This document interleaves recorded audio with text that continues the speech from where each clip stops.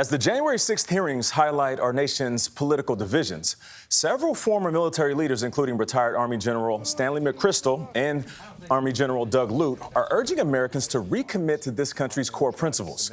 They are part of a group called Team Democracy that wants people to pledge that elections are conducted according to the rule of law without partisan bias.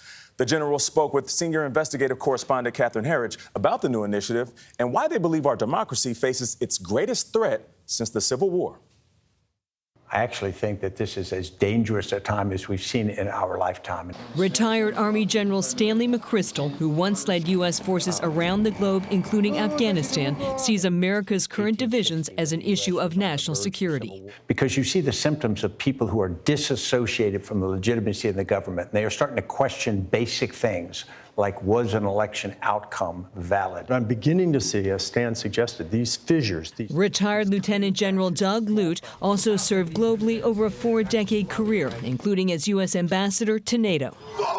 These tiny fractures, these small fractures that, because of our international experience, we understand can widen and can divide America. It can actually present opportunities for our opponents. It's not every day that you have two retired generals sit down and talk about the state of our elections. Why are you coming forward? Our enemies would like nothing more than to find us not unified, to find us fragmented and unable to be the kind of America that they have faced before or relied on if they're allies. I think Stan and I have seen democracies, fledgling democracies overseas, struggle to find their feet. And at least for me, I see some of those warning signs today in America. As seasoned observers of conflict, these generals joined Team Democracy to highlight core principles. The idea is to give every American a reminder and a commitment that safe and fair elections are fundamental to our nation and democracy. The election was rigged, it was stolen. Without the backing of former President Trump and his supporters, how can this work? Well, it starts with the grassroots movement. Every American has got to step back and say, what do I really believe in about our nation? And that is that we are a democracy.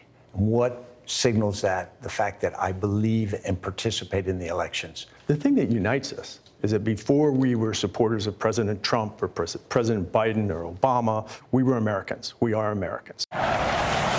Fearful of America's military superiority, these generals say our adversaries use information as a weapon to mislead, confuse, and divide. If I were an adversary of the United States, I'd want to go after two things. First would be our political unity, our ability to make unified decisions and execute things.